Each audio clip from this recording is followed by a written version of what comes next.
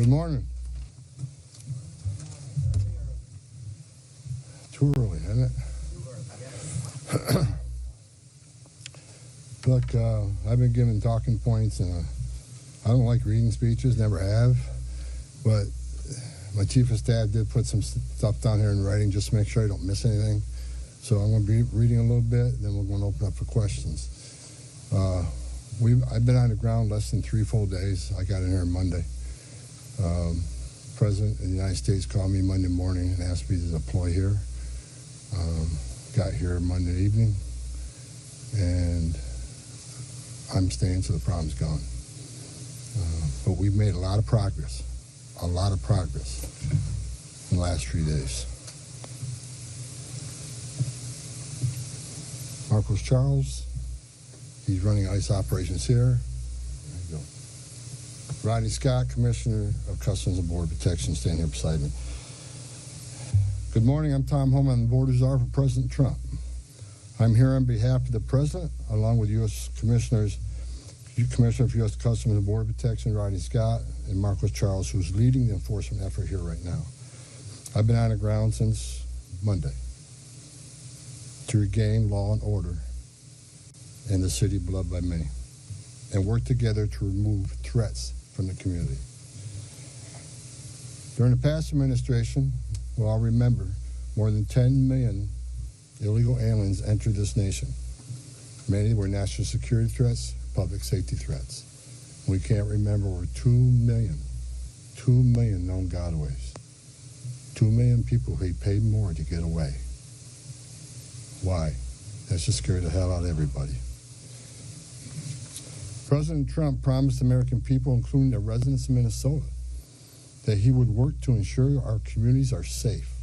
And with that, this administration has absolutely focused on identifying removal aliens that pose a public safety threat and national security threats.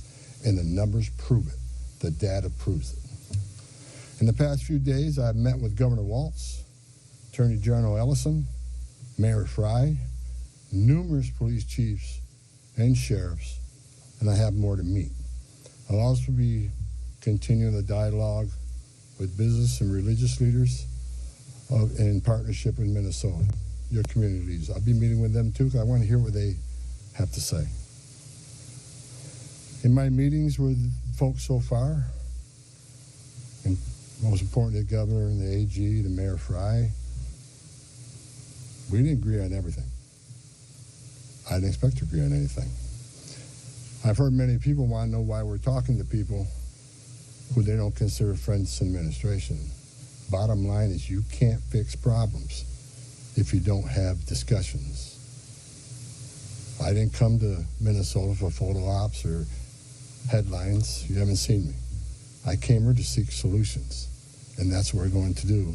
And we've come a long way, and we got some good wins for the people of Minnesota, I think, and for the administration and for the safety and security of this city.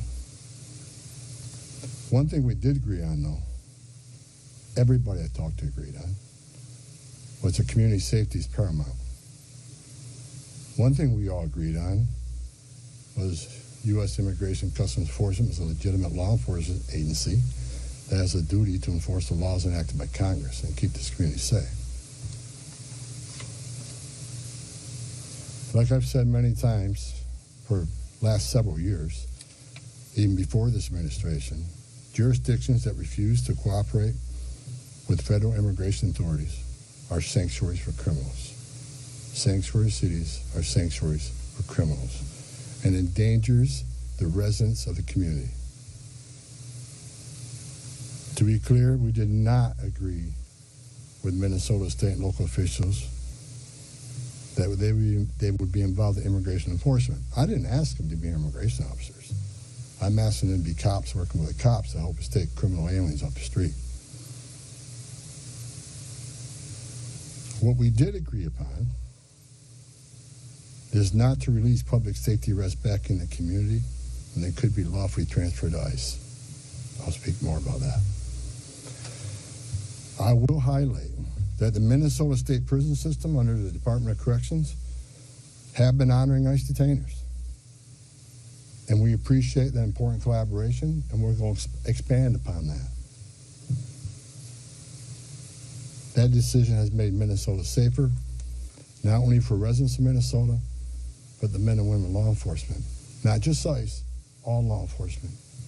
Rather than arresting the same public safety threat, significant public safety threat over and over again, they agree to work with us to identify those people and remove them. I'm also pleased to announce I had a very good meeting with Attorney General Ellison, and he has clarified for me that county jails may notify ICE of the release dates of criminal public safety risks so ICE can take custody of them upon the release from the jail.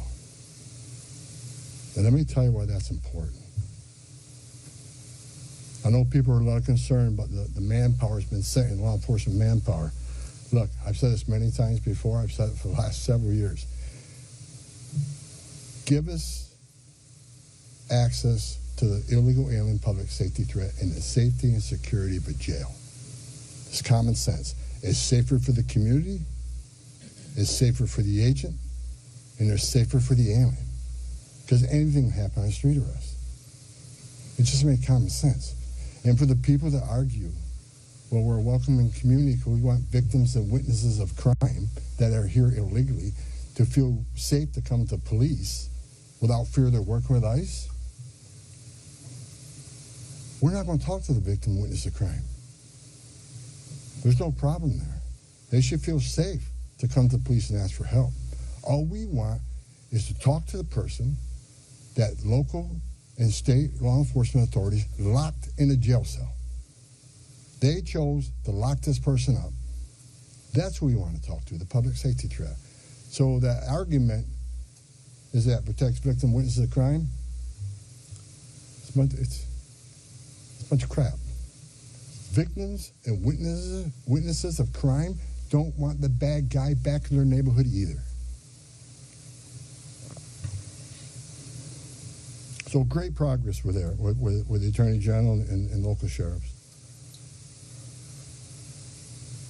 And one thing, when we have these agreements, it takes less law enforcement agents to do the job.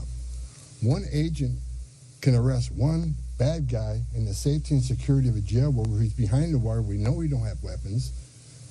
But when you normally release that public safety threat, illegal alien back in the community, we have a job to do. We're going to arrest him. So we're going to find him. And what happens is now we got to arrest somebody on his turf. We have access to who knows what weapons. Now we got to send the whole team out. Cover the back door, cover the front door, officer safety reasons. Then because of the hateful rhetoric and the attacks on ICE officers, now we got to send a security team behind the arrest team. So what could have been done with one person in a safety and security jail, now we got 15, 16 people out there doing it.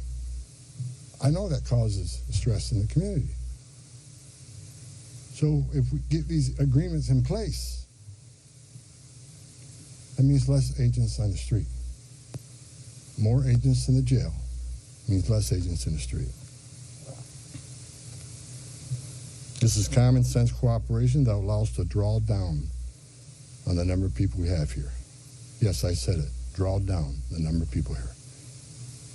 Because we have the efficiency and safety of the jails and the prison. Matter of fact, I have staff from CBP and from ICE working on a draw-down plan. What does that look like based on the cooperation? What does that look like based on how many targets we have left to find? In my meetings with Governor Walz, AG Ellison, and Mayor Fry, as well as state and local law enforcement, again, I appreciate they all acknowledge that we do have federal immigration laws in this country that have been passed by Congress, and that ICE is in fact a legitimate law enforcement agency charged with enforcing those laws. We're not making this up, folks. ICE is enforcing laws enacted by Congress. They're a federal statute. That said, I'm not here because the federal government has carried its mission out perfectly. First thing I said to senior staff when I walked in here, That's why I told you earlier. I didn't come here looking for photo ops or headlines. I come here looking for solutions. I do not want to hear that everything's been done here has been perfect. Nothing's ever perfect. Anything can be improved on. And what we've been working on is making this operation safer, more efficient by the book. The mission is going to improve because of the changes we're making internally. No agency or organization is perfect. And President Trump and I, along with others in the administration, have recognized that certain improvements could and should be made. That's exactly what I'm doing here. As such, in meetings I've had with federal law enforcement managers, including ICE and CBP and other federal partners, as well as state and local officials, I have conveyed the President's expectations with regard to federal immigration enforcement efforts. We will conduct targeted enforcement operations. Targeted. What we've done for decades. When we hit the streets, we know exactly who we're looking for. Good idea where we may find them. You have a criminal history. You have their immigration history. A lot of information about this person that we get from numerous databases out there. Targeted, strategic enforcement operations. That's traditionally been the case, and that's where we're going. That's what we're going to continue to do and improve upon that. With a prioritization on public safety threats. I want to be clear. I don't read a lot of social media. I don't read a lot of media. I don't believe half what I see. We are not surrendering the President's mission on immigration enforcement. Let's make that clear. Prioritization of criminal aliens doesn't mean that we forget about everybody else. That's just simply ridiculous. But when you have a criminal standing here and a non-criminal standing there, that criminal always should be targeted first because he's a significant concern to the safety and security of the community. By and large, for decades, ICE and CBP have carried out their duties with integrity, professionalism, and compassion. That remains the expectation under President Trump, and I will, hold our agents and officers to that standard. I'm almost done, and Tom can be Tom. As far as the agitators, that said, I want to reiterate and make very clear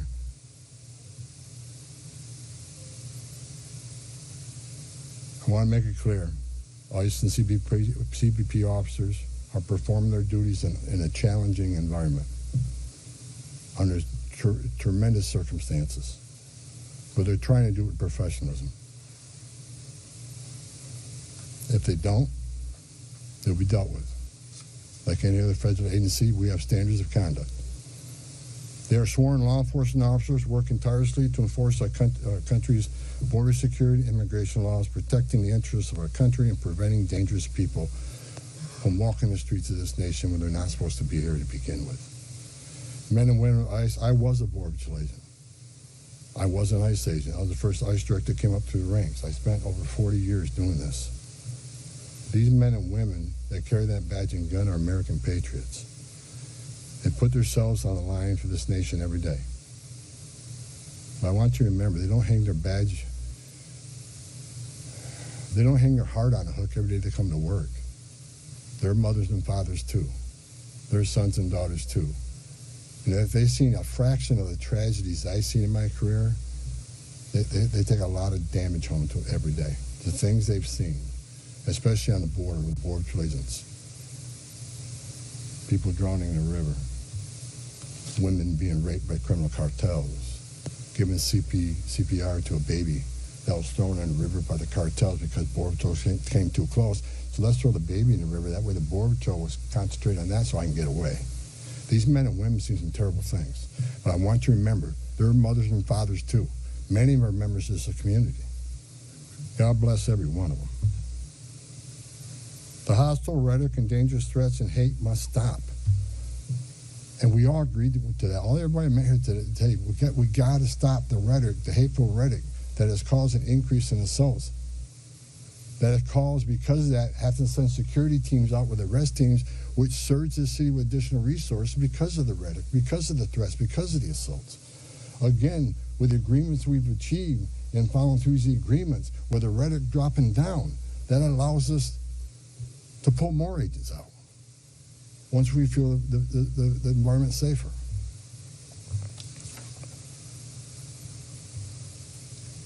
I begged for the last 2 months on TV for the rhetoric to stop. I said in March, if the rhetoric didn't stop, there's going to be bloodshed. And there has been. I wish I wasn't right. I don't want to see anybody die. Not officers, not members of the community, and not the targets of our operations.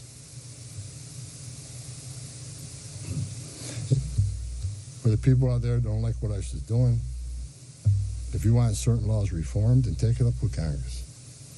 Again, ICE is making this up. They're enforcing laws enacted by Congress and signed by the President. The same laws have been on the books for the last 6 presidents I worked for. I started with President Reagan and ending with President Trump. Every administration, we enforce the same laws. If you don't like what ICE is doing, instead of protesting this building, go protest Congress. Tell me you want changes. If you have your First Amendment rights, I support that. You have the right to protest. I'm just asking you to keep it peaceful. But threatening law enforcement officers, engaging in impeding and obstruction and assault is never okay. And there will be zero tolerance. You interfere, impede, assault an ICE officers, you will be arrested. Like I said a bit earlier in my meetings with Governor Walton, Ellison, and Frey, as well as state and local law enforcement, I appreciate they acknowledge this, that public safety should be paramount. The chiefs I've talked to committed to responding to 911 calls when protesters turn violent, agents are in a dangerous situation, and there's assaults. They have committed to upholding public safety and responding to the needs, not to enforce immigration law, but to keep the peace. With that, I call upon those officials to stand shoulder to shoulder with us to tone down the dangerous rhetoric and condemn all unlawful action against law enforcement in the community. There are many ways your voice can be heard, express your feelings, and affect change in the country without crossing that line. Political and other disagreements in this realm should not be at the expense of public safety or the safety of federal law enforcement officers. In closing, I want to thank the state and local officials here in Minnesota that I met with and the many I'm going to meet with. We've had meaningful dialogue. And look, again, we didn't agree on everything, but we agreed on the things I just talked about. There's much more we can do. And I'm going to continue this dialogue. I got many more community leaders to talk to. I got many more shares to meet. President Trump wants this fixed, and I'm going to fix it with your help. I want to thank President Trump for his unwavering commitment to public safety and prosperity of every American. Under the President's leadership, we have the most secure border in the history of this nation, which means less women are being raped, less children are dying crossing that border, less fentanyl is getting in this country to kill Americans, less known suspected terrorists are crossing that country, and we don't have 2 million unknown gotaways. We don't know who the hell they are. A secure border, we have stronger national security. A secure border saves lives. When 96% less people come in, how many women aren't being sexually assaulted by members of the cartel? How many people aren't dying making that journey? How many Americans aren't dying of fentanyl overdoses? How many women and children aren't being sex trafficked in this nation? The data proves it. Anybody can find that data. So God bless this great nation. God bless Minnesota. We can do better. And I thank your local and state leaders meeting with me. We made some significant gains, significant coordination and cooperation and you're going to see some massive changes occurring here in this city. Thank you.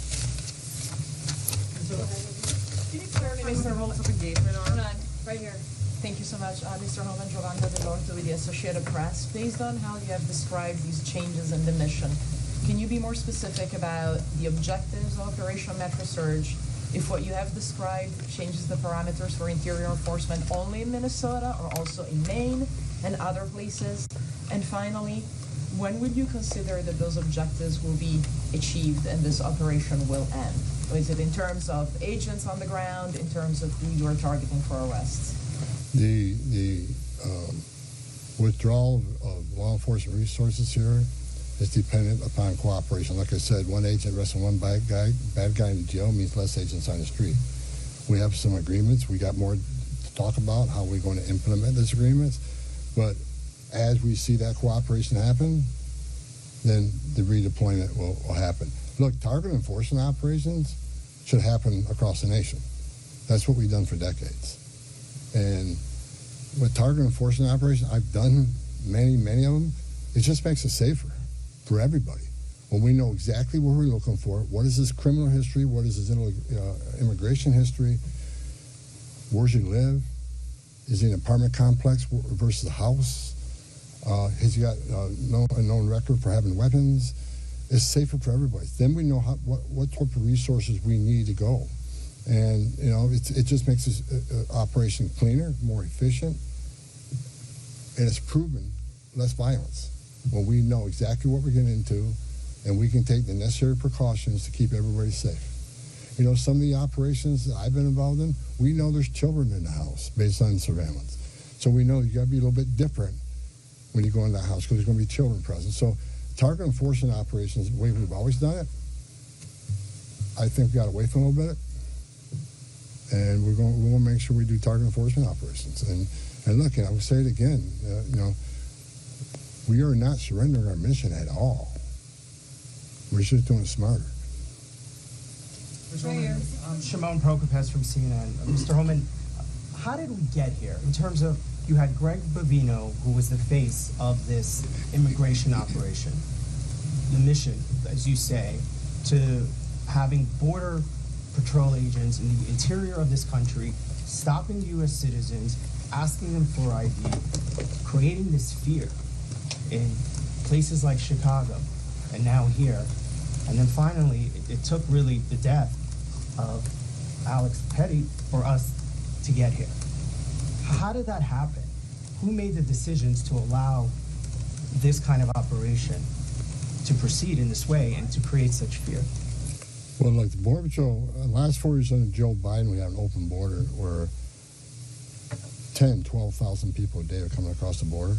Border Patrol got overwhelmed, which means we sent thousands of ICE agents down there to help deal with that humanitarian crisis and help secure the border. Now we have millions of people released in this nation, many unvetted. Now we got to find them. Before the big, beautiful bill, we had a total just under 5,000 deportation officers to look for millions of people, many in public safety threats. So yes, we needed Border Patrol to come and help on our mission now. And the reason for the massive deployment is because of the threats, because of the violence. Our officers need to be protected. If I'm on an operation, an arrest team, I'm going to a house, I got to be busy with that guy, the dangerous guy, and I can't keep looking over my shoulder at what's happening outside the house. So we brought extra resources in to provide that security. And as I said, as we drilled down on these great agreements we got, this great understanding we have means less. So we can draw down those resources. When the violence decreases, we can draw down those resources. But based on the discussions I've had with the governor and the AG, we can start drawing down those resources as far as those looking for public safety threats being released, and do it in the jail with much less people. So the drawdown is going to happen based on these agreements. But the drawdown can happen even more if the hateful rhetoric and the impediment and interference will stop. So Border Patrol, I was a Border Patrol agent. These men and women are patriots. God bless them. They're here to help us. And the drawdown will come soon, depending on when this actually, I see this in play. but the agreements to have a loan is going to cause a significant drawdown. So you're going to see a drawdown. Just on a personal, you've been doing this for 40 years. Just a follow-up. Ben, go ahead. First off, Ben Burpalm, Real America's Voice News. On behalf of the American people, I just want to say thank you to you and to all of the agents that are putting their lives on the line to go after the people that were allowed in the last administration. We watched that happen in the media, the honest media, covered up by many of the media that are behind me. We want to say thank you, and to all the men and women that are out there. Can you talk to us about what's being done with the leadership on these signal chats, on these WhatsApp chats that are organizing the attacks against you, the obstruction against you? Are we going to be arresting those individuals as well? And to the folks out there in America that voted for this, that want mass deportations because they saw a mass invasion under Joe Biden, what would you say to them? How are we going to get to that point? Well, first of all, about the organization and the funding of the attacks on ICE. I'm not going to answer a lot about that because I'm not going to show our hand, but they'll be held accountable. Justice is coming. Again, we got to all remember why the question from CNN, why are we here? What started this? 4 years of an open border where millions of people are letting this country unvetted. Remember, let's not forget, for 4 years, we were told the border's secure. 4 years, we were told the border's secure. And we all knew it wasn't. And I want this to be a positive thing we're doing here today. I also want to remember the politicians are continually attacking us. Where were they the last 4 years when the number of women and children sex trafficking went all-time high? Where were they when 250,000 Americans died from fentanyl coming across the border? Where were they when women and children are dying making that journey? Where were they where over 4,000 aliens making that journey died, historic record? Where were they? Not a word. Now we're just trying to respond to what happened the last 4 years and keeping this country safe. And we're arresting a lot of public safety threats, take them off the streets, which make this country safer. President Trump promised to make this country safe again, and that's what we're doing. But my 2.5 days up here, we made a lot of progress. I think everybody agrees on the criminal and public safety threats. They agree it's much safer and easier to arrest an alien in a facility than send a whole team out in the field that's going to draw anger, because now we got to send a bunch of people to do something that could have been done by 1 or 2 people. And I've said this for years. I have no ill will to anybody in Minnesota. All the people I talk to, we're never going to agree on everything. We have different philosophies and different opinions on immigration, but we all agree this is a way to go to reduce safety, reduce crime, reduce crime and increase safety for our operations. More people in the jail means less people on the street. It's simple math. Right here, sir. Lana Zach, CBS News. Everybody I've spoken with agrees that if somebody has a violent criminal history and is a fugitive, they don't want them as their neighbor.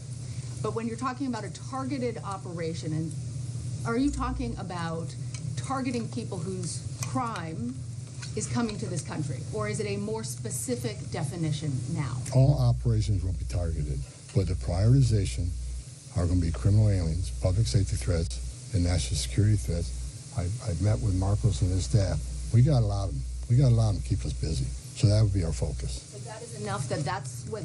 There is not going to be a focus on people who have no other crimes except for their status. If you're in the country illegally, you're never off the table. But prioritization doesn't mean you forget about everybody. So let me say this. If the message we send is you can enter this country illegally, it's a crime, don't worry about it. You can have your due process, show up in court, not show up in court, get ordered moved, don't worry about it. Unless you commit a serious crime, you're good to go.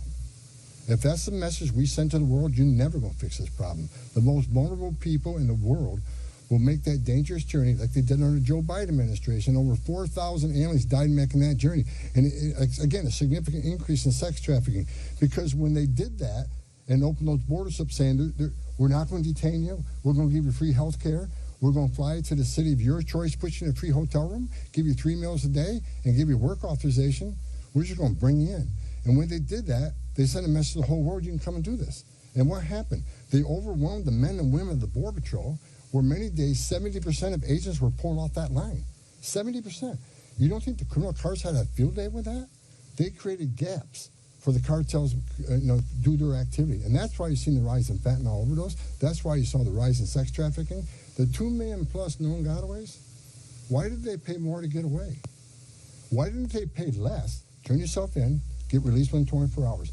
You get a free airline ticket to the city of your choice. We're going to give you a free hotel room, and we'll give you free food and free medical care. And you can get work authorization in 6 months. Why did 2 million people choose to pay more not to take advantage of that giveaway program? They didn't want to be vetted. They didn't want to be fingerprinted. That scares the hell out of me, and it does still. The Trump administration with ICE and Secretary Noem and Marco Rubio and the intelligence community, Tulsi Gabbard, we're all working together to try to identify who these people are, and we've already found many of them.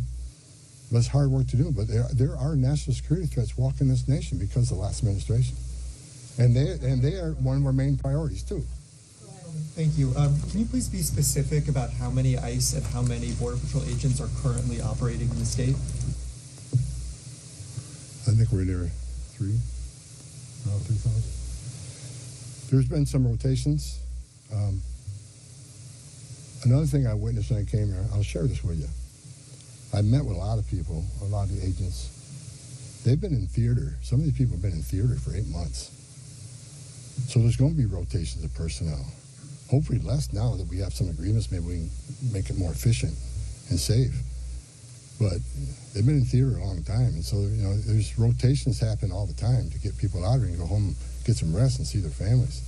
Day after day, can't eat in restaurants, day after day, having people spit on you and blow whistles at you, day after day, having all these threats at you, day after day, having people trying to interfere with you, day after day. They're human.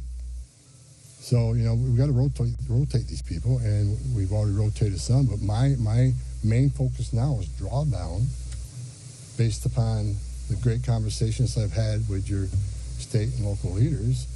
Again, I'm not a fool. I'm not walking away without seeing this put in place. But I take the word of the people I met with. I think they're honest, and I think they're good brokers, that they want public safety protected, and they also want what's happening in the city to go away. And that's my goal. Last question in the back. Mueller Newsmax. The new video of ALEX PRETTI is now circulating. Your reaction to that, and do you think law enforcement could have played a role if, let's say, Minneapolis police were able to respond to that? Have those top law enforcement officials said they'll help or do anything to help these agents who are out here? I'm not going to comment on any of these shootings. I said from day one, I said on any of these shootings, as a career law enforcement officer, we'll let the investigation roll out, let the investigation play out, and let it go where it goes. I'm not going to come out and make any comments that I think is right, wrong. Do I have an opinion? Yeah, my personal opinion, but I'm not going to share that with you. I'm going to tell you, let the investigation play out and see where it goes. But again, the president, one of the words he said to me when I came up here, he said he didn't want to see anybody die. The less interference, the less rhetoric, the less, I have buried Border Patrol agents and I buried ICE agents throughout my career, and the saddest thing I've ever done is hold hand a folded flag to a wife or a child. I don't want to see anybody die, even the people we're looking for. I don't want to see anybody die. And despite what people think of Tom Homan, I say a prayer every night that everybody goes home safe. This isn't good. But I think my conversations the last 2.5 days are leading us to a safer community, letting ICE officers operate in the safety and security of a jail more than on the street. I think anybody here with common sense would say it's safer to arrest a public safety threat and the safety and security of a jail. And let me tell you, what is that going to result in? Less collateral arrests. When we go find that bad guy, when we find that bad guy, many times it's with others. Well, guess what? They're in the country illegally. We're going to force immigration law. They're coming too. You want less collateral arrest? Less in the jail. But we're going to force immigration law. For the people to say we're here to surrender our authority and the mission of enforcing immigration law, you are wrong. We're going to do target enforcement operations, and we're going to prioritize the public safety threats and national security threats. That is what we're here to do. Sir, no more questions. Go ahead. No more questions, guys. Thank you.